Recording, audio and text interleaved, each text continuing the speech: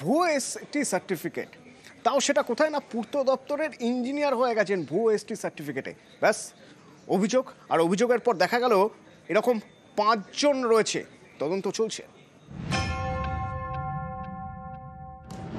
ভুয়ো caste certificate, এই certificate দেখিয়ে কেউ শিক্ষক, কেউ পুলিশ, কেউ আবার পূর্ত দপ্তরের ইঞ্জিনিয়ার।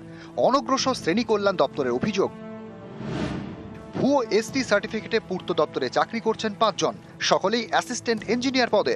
5 জনের নাম উল্লেখ করে পূর্ত দপ্তরকে চিঠি দিয়েছে অনগ্রসর শ্রেণী কল্যাণ দপ্তর। সেই চিঠিতে 5 জনের বিরুদ্ধে তদন্ত করতে বলা হয়েছে। কলকাতা বিশ্ববিদ্যালয়, এখানে আবার ভুয়ো এসটি সার্টিফিকেটে স্নাতকোত্তরে পড়াশোনা। অনগ্রসর শ্রেণী কল্যাণ দপ্তরের অভিযোগ, ভুয়ো এসটি সার্টিফিকেটে কলকাতা বিশ্ববিদ্যালয়ে মাস্টার্স করছেন এক পড়ুয়া, সাইকোলজি ছাত্র। এ নিয়ে কলকাতা বিশ্ববিদ্যালয়কে তদন্ত করতে বলেছে অনগ্রসর শ্রেণী কল্যাণ দপ্তর। এর জবাবে বিশ্ববিদ্যালয় কর্তৃপক্ষ জানিয়েছে কাস্ট সার্টিফিকেট নিয়ে তদন্তের এখতিয়ার তাদের নেই, তাই সংশ্লিষ্ট পড়ুয়ার এসটি সার্টিফিকেট যাচাই করুক অনগ্রসর শ্রেণী কল্যাণ দপ্তরই। এরপর তারাই প্রয়োজনীয় রিপোর্ট দিক।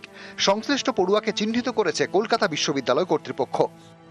এবার পূর্ত দপ্তরের ইঞ্জিনিয়ারদের বিরুদ্ধেও ভুয়ো কাস্ট সার্টিফিকেট দিয়ে চাকরি করার অভিযোগ উঠল, যা নিয়ে ইতিমধ্যেই তদন্ত শুরু করেছে রাজ্যের অনগ্রসর শ্রেণী কল্যাণ দপ্তর। অন্যদিকে কলকাতা বিশ্ববিদ্যালয়ের বিরুদ্ধেও ফের একই অভিযোগ উঠল। ক্যামেরায় খোকন দাসের সঙ্গে সম্রাট বন্দ্যোপাধ্যায়, নিউজ 18 বাংলা। 500 টাকা দিলে বার্থ সার্টিফিকেট পাওয়া যাচ্ছে, তাও পঞ্চায়েত থেকে, আর তার বদলে পঞ্চায়েত নাকি রসিদও দিচ্ছে। এ খবর বাদুড়িয়ার।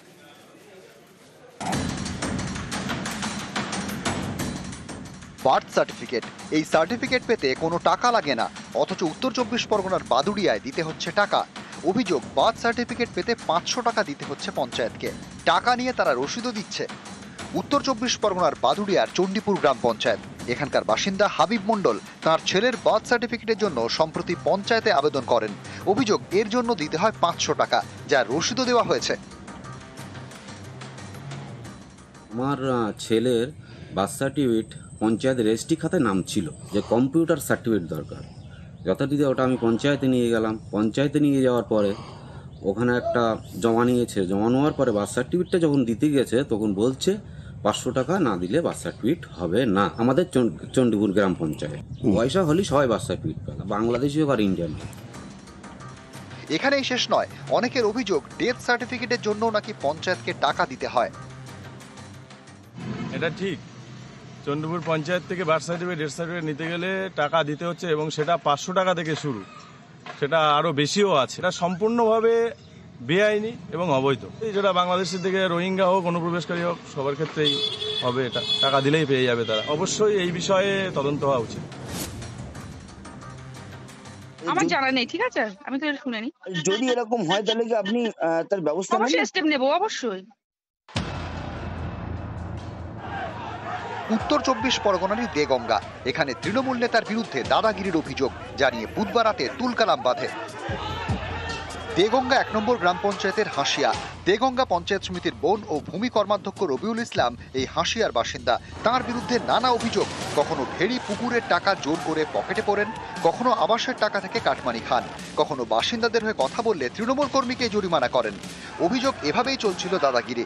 বুধবার রাতে রবিউল ইসলামের বাড়িতে যান তৃণমূল কর্মীরা, টাকা ফেরত চান। অভিযোগ, তখনই শুরু হয় মারধর, রড ছুরি নিয়ে হামলা, আহত হন বেশ কয়েকজন, তাদের ভর্তি করা হয় হাসপাতালে। রবিউলকে গ্রেপ্তারের দাবিতে দেগঙ্গা থানায় চলে বিক্ষোভ। এলাপের একটা পুকুর 7 বছর কোনো টাকা পয়সা দিচ্ছে না, সেই নিয়ে বিক্ষোভ। এবার যখনই সেই টাকার জন্য দিয়েছে, ও আগে ছিল, ওকে ধরে খুব মারধর করেছে। কে কে? ও রবি আছে, রবির ভাইরা, ঠিক আছে। রবিটা কে? রবি পঞ্চায়েত সমিতির মেম্বার, ভূমি কর্মদক্ষ রবিউল ইসলাম। আইএসএফদের সাথে একটা গন্ডগোল ছিল 2021 সালে। কোন হঠাৎ করে ওরা অতর্কিত ভাবে এই দিন 20 মতো হচ্ছে বিভিন্ন সময় আমার লোকদের উপরে, মেম্বারের নেতৃত্বে আমার লোকদের উপরে অ্যাটাক করছে। আমি ওখানে ছিলাম না, ওরা ইন্টেনশনালি আমার নামে, আমার ভাইদের নামে কেস করেছে। যে বাড়িতে অ্যাটাক করেছে গিয়ে তারা 3 জন এখন মৃত্যুর সাথে পাঞ্জা লড়ছে। হ্যাঁ, দলকে আমি জানিয়েছি সব।